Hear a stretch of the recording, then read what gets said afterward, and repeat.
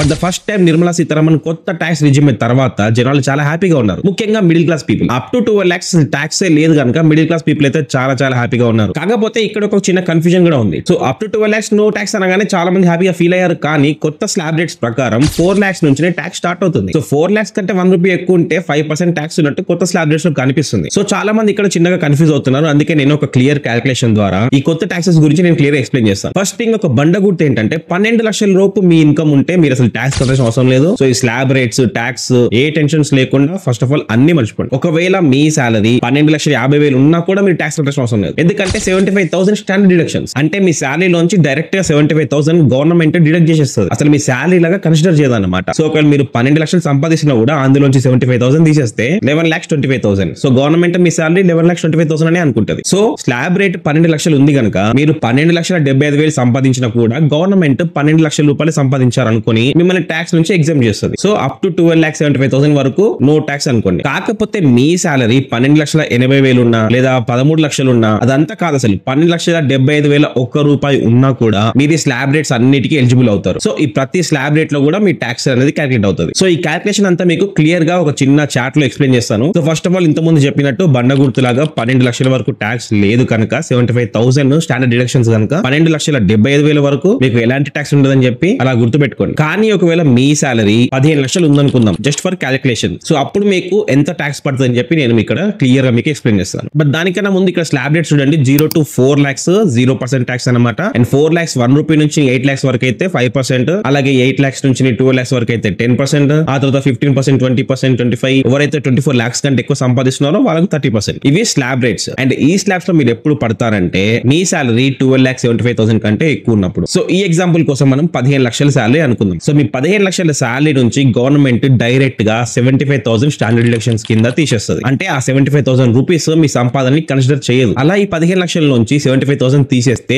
మీ salary 14,25,000 అన్నట్టు. So ఈ 14,25,000 12 లక్షల కంటే ఎక్కువగా ఉంది కనుక మీరు ఈ స్లాబ్ రేట్స్ లో పడతారన్నట్టు. సో ఇప్పుడు మనం ట్యాక్స్ క్యాలిక్యులేట్ చేద్దాం. సో ముందుగా స్లాబ్ రేట్స్ లో first slab 0 to 4 lakhs 0% tax కనుక ఈ 12,25,000 ఫస్ట్ 4 lakhs మీద ట్యాక్స్ ఉండదు. సో ఆ ఫస్ట్ 4 lakhs తీసేద్దాం. ఇంకా 10,25,000 ఉంటాయి. సో ఈ 10,25,000 సెకండ్ స్లాబ్ వస్తుంది. ఈ స్లాబ్ లో మనకు 5% ట్యాక్స్ ఉంటుంది. సో ఈ సెకండ్ 4 lakhs మీద 5% అంటే 20,000 ట్యాక్స్ క్యాలిక్యులేట్ అవుతుంది. సో 20,000 ఇక్కడ వేసుకుందాం. సో ట్యాక్స్ క్యాలిక్యులేట్ అయింది కనుక ఈ 10 lakhs నుంచి 4 lakhs తీసేస్తే మిగిలింది 6,25,000. దీని మీద థర్డ్ స్లాబ్ రేట్ అనేది అప్లికేబుల్ అవుతుంది. సో థర్డ్ స్లాబ్ రేట్ ఎంత చూడండి, 8 lakhs to 12 lakhs. అంటే ఇంకొక 4 lakhs మీద 10%. సో 4 lakhs మీద 10% అంటే 40,000. ఇప్పుడు ఈ 6,25,000 నుంచి మనం 4 lakhs ట్యాక్స్ క్యాలిక్యులేట్ చేసాం కనుక ఆ 4 lakhs కూడా డిడక్ట్ చేద్దాం. ఇంకెంత మిగిలింది 2,25,000. అండ్ ఈ 2,25,000 మీద మనకు ఫోర్త్ స్లాబ్ రేట్ అప్లికేబుల్ అవుతుంది. అంటే 15%. ఈ 2,25,000 మీద 15% ఎంతో మనం క్యాలిక్యులేట్ చేస్తే అది ఎగ్జాక్ట్ గా 3,37,050 రూపీస్ చూపిస్తుంది. సో ఇక్కడితో మీ టాక్సబుల్ ఇన్కమ్ అయిపోయింది. ఒకవేళ మీ దగ్గర ఫోర్త్ స్లాబ్ లో ట్యాక్స్ కట్ చేసిన తర్వాత కూడా ఇంకో 5-6 lakhs ఉంటే అంటే మీ సాలరీ 20 lakhs అవుతే ఆ నెక్స్ట్ 4 lakhs మీద మీకు ఫిఫ్త్ స్లాబ్ రేట్ కూడా అప్లికేబుల్ అవుతుంది. అంటే ఇంకో 20% ట్యాక్స్ పడుతుంది అనమాట 4 lakhs మీద. బట్ మనం 15 lakhs తీసుకున్నాం కనుక ఈ 4 స్లాబ్ రేట్స్ అప్లికేబుల్ అయ్యాయి. సో ఇదంతా కలిపితే మనకు 93,750 రూపీస్ ట్యాక్స్ పడుతుంది. ఇప్పుడు ఒకవేళ మీ ఇన్కమ్ 15 lakhs అవుతే ఖచ్చితంగా మీరు 93,750 రూపీస్ ట్యాక్స్ కట్టాలి as per new slab rates. So ఇలా మీరు మీ ట్యాక్స్ క్యాలిక్యులేట్ చేసుకోవచ్చు. అయితే ఇది న్యూ ట్యాక్స్ రిజిమే. మనకు 2 ట్యాక్స్ రిజిమేలు ఉంటాయి, ఒకటి ఓల్డ్, ఇంకొకటి న్యూ. సో న్యూ లో మాత్రమే మనకు 12 lakhs వరకు ఎగ్జెంప్షన్ ఉంది. ఒకవేళ మీరు మీ కంపెనీ పోర్టల్లో కానివ్వండి లేదా మీ ట్యాక్స్ పోర్టల్లో కానివ్వండి ఓల్డ్ రిజిమే సెలెక్ట్ చేసుకుంటే మీకు ఓల్డ్ స్లాబ్ రేట్స్ పడతాయి. అండ్ ఓల్డ్ ట్యాక్స్ రిజిమేలో ఎలాంటి చేంజెస్ లేవు. సో ఎవరి సాలరీ అయితే 12 lakhs కంటే తక్కువ ఉంటుందో వాళ్ళు న్యూ సెలెక్ట్ చేసుకోవడం బెటర్. ఎందుకంటే న్యూ లో మీకు ఎలాంటి ట్యాక్స్ అప్లికేబుల్ అవ్వదు కనుక ఎలాంటి టెన్షన్ ఉండదు. ఇక ఈ న్యూ ట్యాక్స్ రిజిమే వల్ల మీరు చాలా హ్యాపీగా ఉంటే కింద కామెంట్ సెక్షన్ లో కామెంట్ చేసి చెప్పండి. కాకపోతే కొంతమంది సాడ్ గా ఉన్నారు. దానికి కొన్ని రీజన్స్ ఉన్నాయి. అందులో ఫస్ట్ రీజన్ ఏంటంటే బేసిక్ గానే ఇండియాలో ట్యాక్స్ కట్టే వాళ్ళ పర్సెంటేజ్ చాలా తక్కువ. టోటల్ ఇండియన్ పాపులేషన్ లో అరౌండ్ 5% 6% ట్యాక్స్ కడుతున్నారు. ఇప్పుడు up to 12 lakhs tax exemption ఇచ్చారు కనుక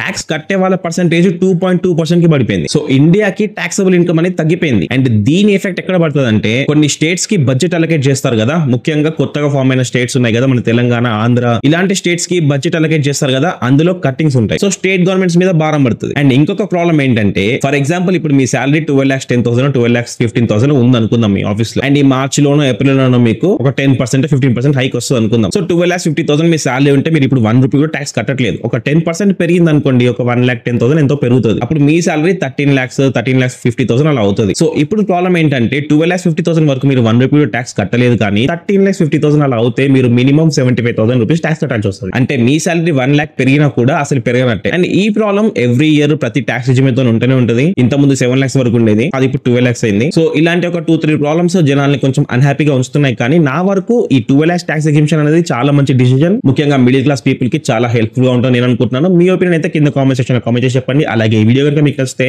వీడియో లైక్ చేయండి. అలాగే ఈ ఇన్ఫర్మేషన్ వాల్యుబుల్ అనిపిస్తే ఛానల్ కి సబ్స్క్రైబ్ చేసుకోండి. మరో వీడియోలో మళ్ళీ కలుద్దాం. అంటే టేక్ కేర్, బై.